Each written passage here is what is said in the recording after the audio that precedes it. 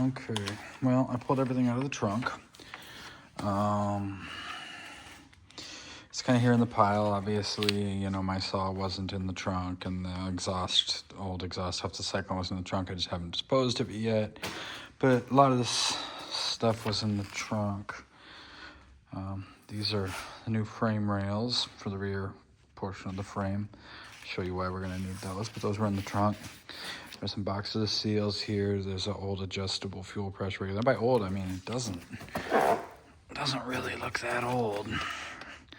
But somebody replaced it anyway. That's okay, I guess. I mean, the O-rings probably need a replace. But that fuel pressure regulator is probably fine. It doesn't matter now because it's been replaced.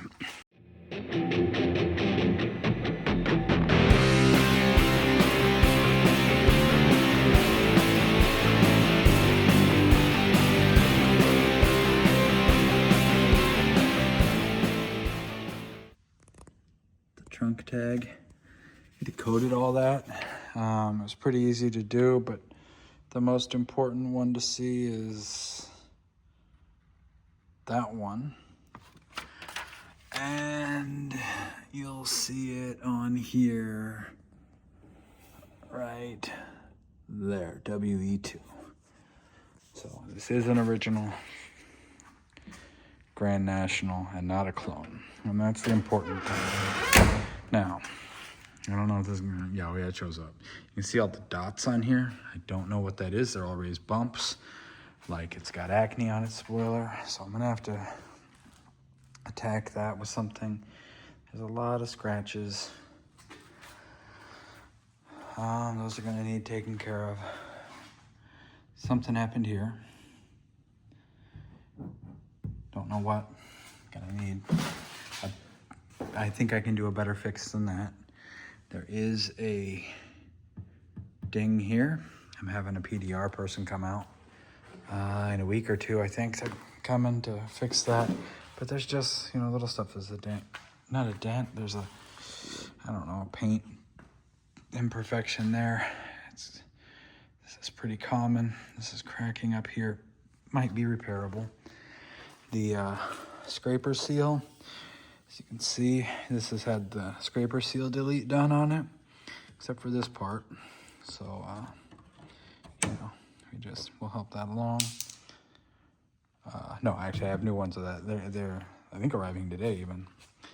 You won't probably get to see that install happen today, but these aren't black anymore around here. But what I'm thinking about doing is having my wife use her Cricut machine and cut me some black vinyl donuts to go over that and just mold them to the shape of the lock cylinder and be done with that. I think that'd be a good fix. Oh, you may have noticed back here. Yeah. That's supposed to be there. So I've got to move that there. Don't know why that's on the wrong side. The car may have been repainted. I really don't know.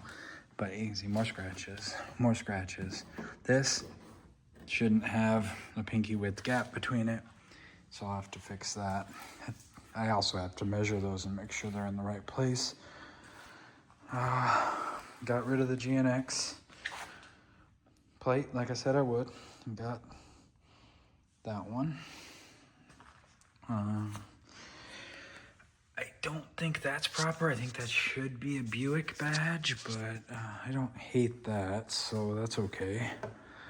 This is the amazing thing here. The hood struts work. Has the underhood thing. So that's nice. The light works. It was disconnected when I hooked it back up. Verified that it actually worked. Now, we've got both the top posts and side posts being utilized here, and it's got this with the sub panel and a bunch of additional fuses because someone had added fog lights up front, and I've got them here. I mean, you tell me.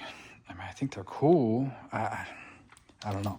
I may stick them back on. The holes actually exist up under here, right there, for them to be mounted, and then they were taken off. I like fog lights. I just don't know if they're appropriate on this car. This aluminum radiator and dual electric fan setup was added by the previous owner. Again, nice upgrade, I think. Coming along here, I don't know why this says 30 October 87. My only guess is that this isn't the original one, or someone wanted to write that, because I checked and this vehicle was manufactured in June. So if you know more about that, you tell me. Obviously this isn't factory, and neither is that breather down there, but that's okay, they help. I don't know much about what this is. I mean, I know it's a distributor block, but don't know. They ain't come that way, so look into that. I just found a boost controller. So, yeah, we got a manual boost controller, might as well. This is the power boost brake system has gone to this. It stops, so that's fine.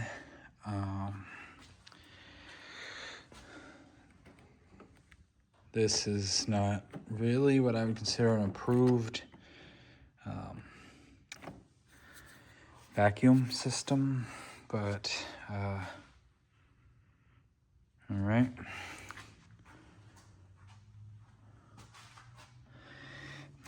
I don't know what's going on here. I mean, obviously this isn't a GNX. That says GNX. I don't, but this looks like a factory intercooler to me. So, but I don't know. This is my first Grand National, so.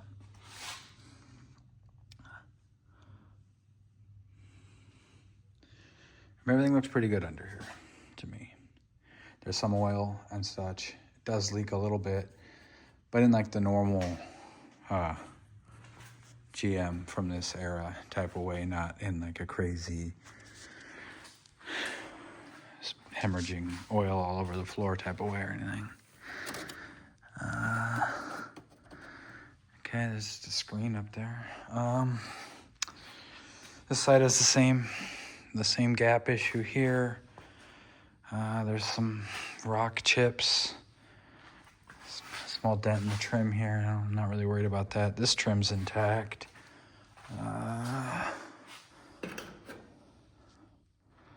Yeah.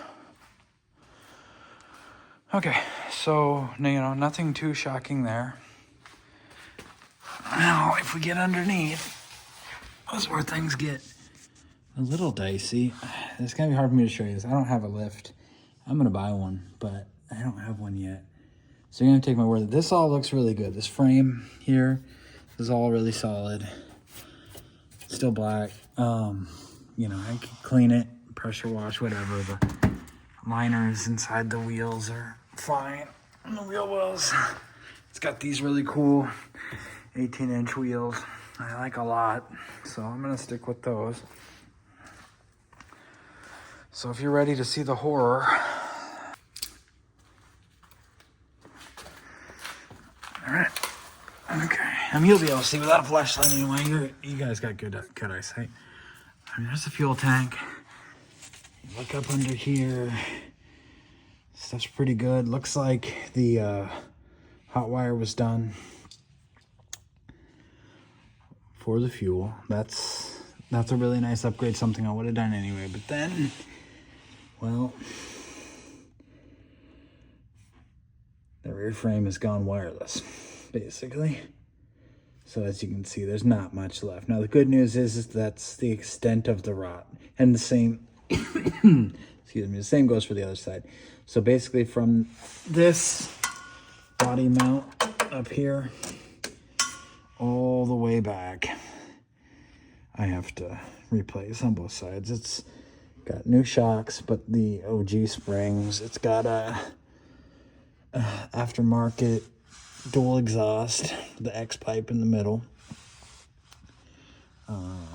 Some upgraded sway bar action going on.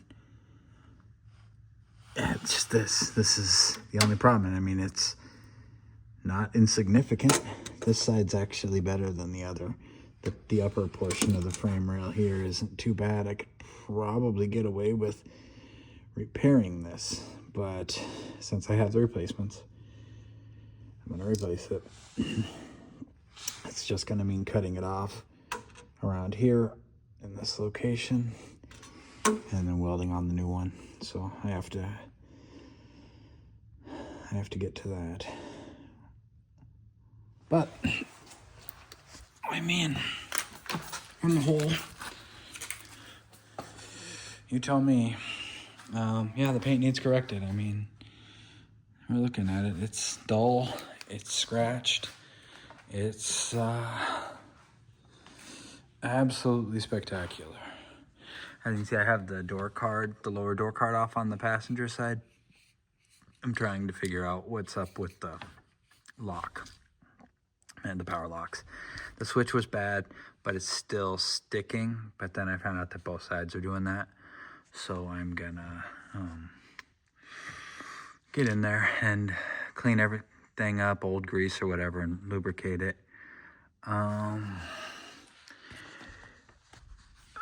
Yeah, you're looking at the